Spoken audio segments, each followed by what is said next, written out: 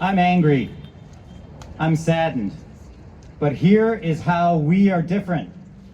The officer should be investigated. If there's sufficient evidence, a grand jury will approve an indictment and there should be a trial.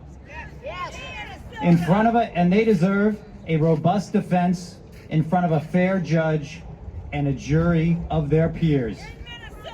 If they are convicted, they deserve a prison that is humane and in accordance with standards.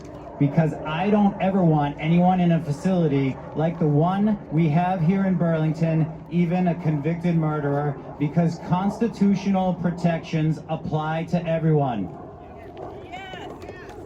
Do I think the officer's guilty? Hell yeah, I do.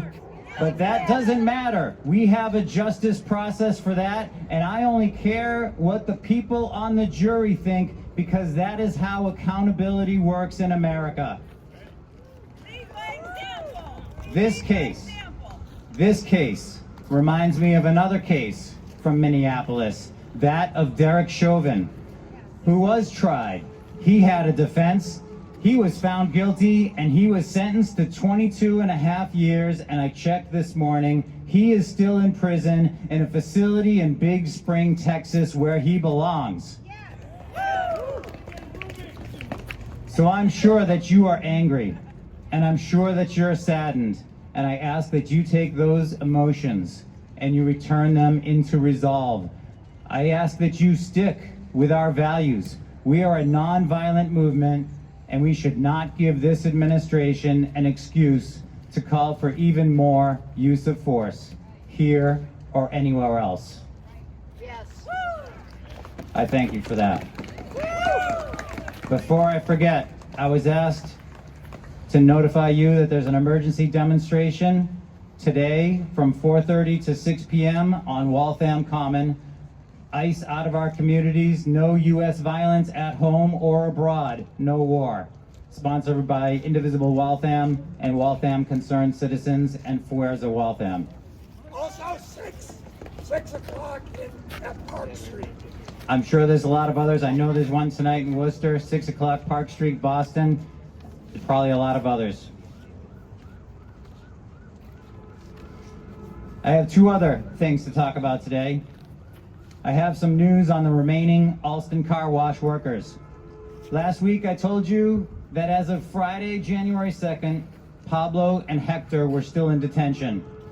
Pablo Oseas Lopez, a 30-year-old man from Guatemala who has been in the U.S. for 2 years. Pablo dropped his appeal last month and is no longer in the ICE detainee database. I presume that this means he was deported to Guatemala. There's no info in the docket as to why Pablo dropped his case. It could be that nearly 2 months of detention convinced him that it just wasn't worth fighting. The other man, Hector Valladares, the 58-year-old man from El Salvador, is still in detention at the Plymouth County Correctional Facility. Hector entered the U.S. on November 2nd, 2005. He was quickly arrested by ICE and then released. He then continued to live in the U.S. without incident until the morning of November 4th, 2025, when he was taken from the Alston Car Wash.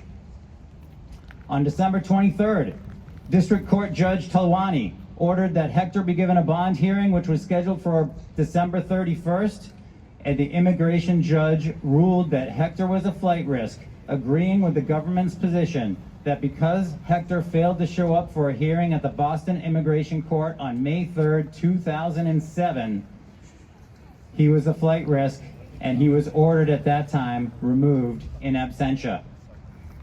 On Friday, January 2nd, Hector's lawyers filed a motion for Judge Talwani to consider holding the government's lawyers in contempt for failing to bring up that removal order in the nearly 2 months that they had had Hector in detention. It appears that Hector and his lawyers had no idea that such a hearing had happened in 2007. I'm not a lawyer, but I believe that withholding evidence is obstruction of justice, and nothing pisses judges off more than obstruction.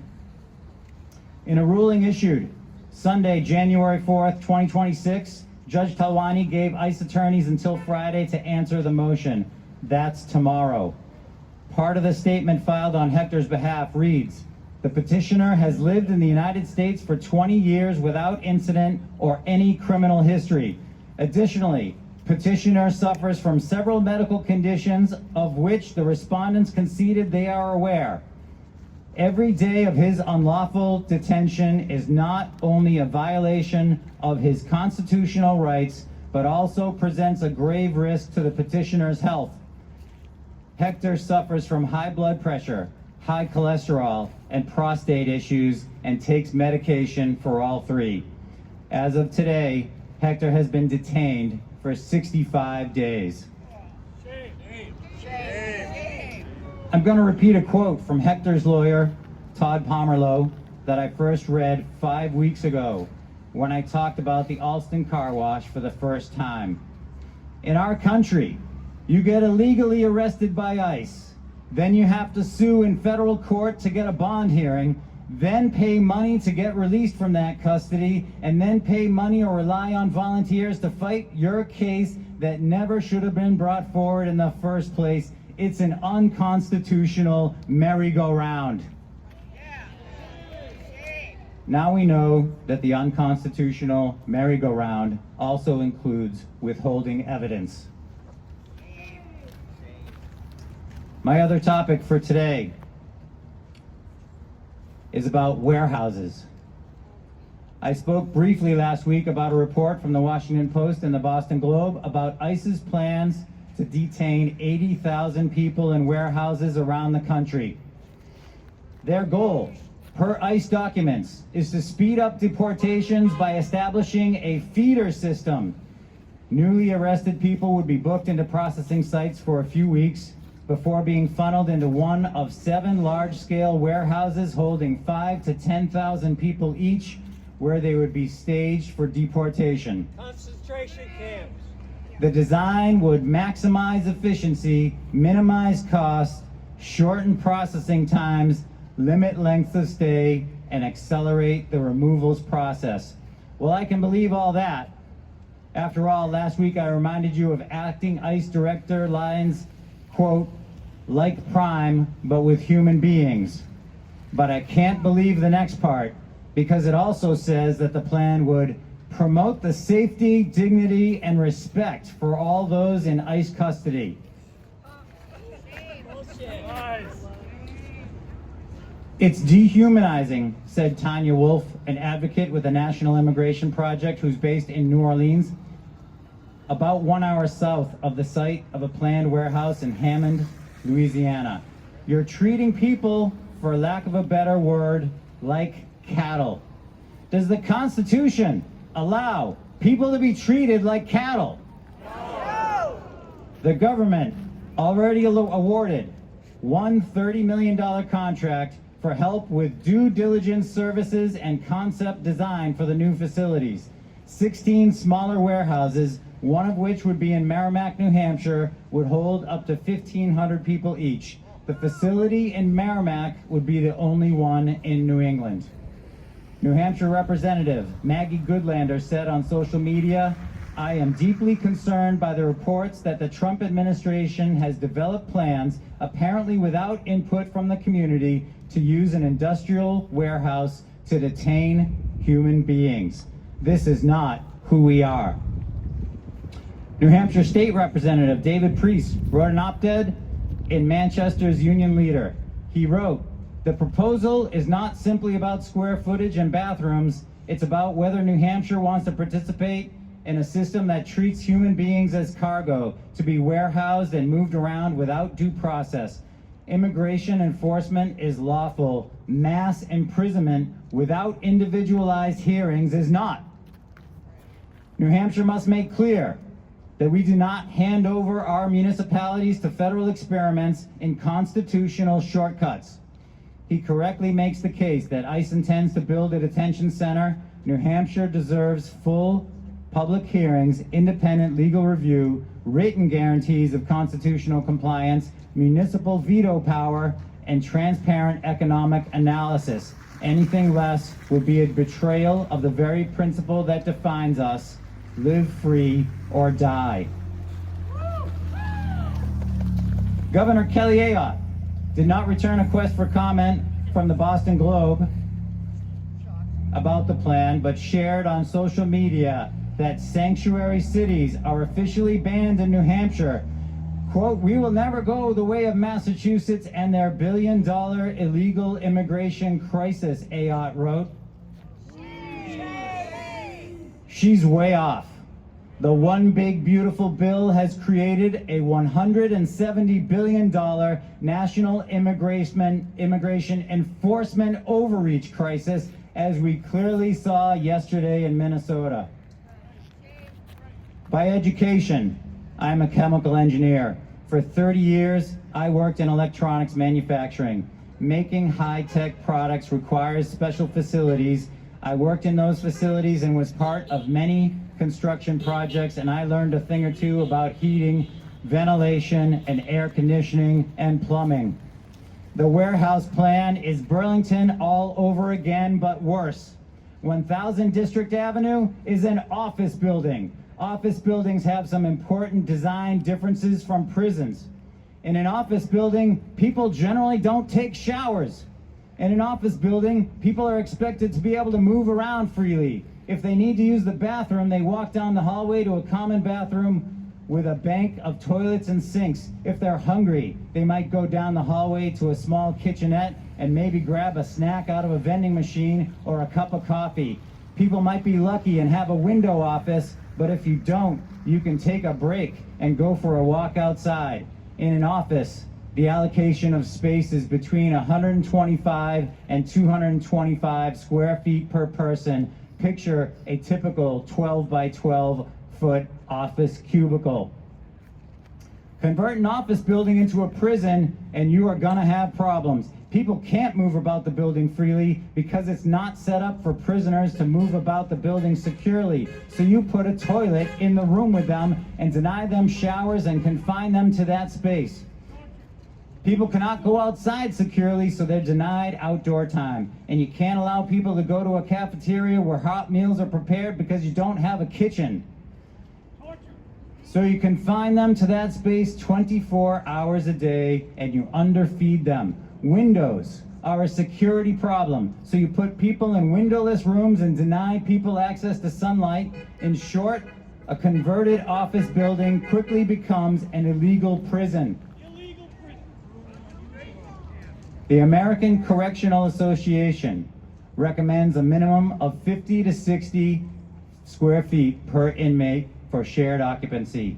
The large holding rooms here in Burlington have been packed with 30 to 40 men at a time. From the building floor plan, I estimate from the 20-foot spacing of columns and the 4-foot windows that these rooms are 20 by 12 feet. If you put 30 men in such a room, that is just 8 square feet per person, or 16% of the ACA recommendation. I think that's the very definition of treating people like cattle. As I have said before, ICE is welcome to come out here and prove me wrong. I'd be glad to go in with a tape measure that I brought today and check my dimensions. Here's what I know about warehouses. Warehouses hold things like boxes, bins, and crates. They are usually wide open spaces with high ceilings. They are usually set up with racking systems so that items can be stacked high on shelves. Boxes, bins, and crates don't generate heat. They don't breathe in oxygen and breathe out CO2, so they don't need a lot of fresh air. The more people you have in a space, the more outside air you need to condition and supply. Boxes don't need space to move, crates don't eat, boxes don't need bathroom, crates don't take showers, and boxes don't brush their teeth. What would you need? What would you need to take an empty warehouse and turn it into a prison for 1,500 people? Well, you're going to need a bunch of additional HVAC and power to run that air conditioning in the summertime, and you're going to spend a lot on plumbing. And you're going to need hot water for sinks and showers, and toilets and drains. Don't forget the drains. And a large kitchen for seating and feeding, say, 500 people at a time, and cafeterias for people to eat in, and 1,500 beds, and an exercise yard because the ACA says 1 hour of outdoor time minimum daily. And you're going to need phone lines for people to call home, and rooms for people to meet with their legal representation, and oh yeah, medical facilities to dispense medication and respond to emergencies because remember, they care about the safety, dignity, and respect for all in ICE custody, right? Yeah, right. You believe that, right? No! Me neither. I told you there are 5 goals at the beginning. We're to maximize efficiency, minimize costs, shorten processing time, limit length of stay, and accelerate the removals process. In my opinion, the 2 most important are the minimization of costs, which will lead to clear violations of the 8th Amendment against cruel and unusual punishments, and the acceleration of removals process, which leads to violations of their 5th Amendment rights. Take an empty warehouse and convert it to house 1,500 people. I feel like I've seen an example of that recently with people stacked on multi-level shelving units. I have seen that. It was at CCOT in the 60 Minutes episode that only aired in Canada. Auschwitz. Convert an office building to a prison and you have an illegal prison. Convert a warehouse into a prison and you will have an illegal prison. So lawyer up. Secretary of DHS Kristi Noem, Acting ICE Director Todd Lyons, ICE Boston Acting Field Office Director Patricia Hyde, because my vision, I call it Project 2029, is to make the DOJ super efficient. Imagine the newly sworn in 48th President creating a Department of Government Accountability, or DAGA. And DAGA should create a feeder system for the worst of the worst human rights abusers. First, we'll collect the evidence, then we'll have grand juries and indictments, then we'll put people on trial with full due process and defense attorneys and everything that ICE detained people have been denied. I want maximum efficiency, minimum cost, shortened processing time, and acceleration of the convictions process, but it'll be efficient, folks. It'll be like Prime, but for criminals.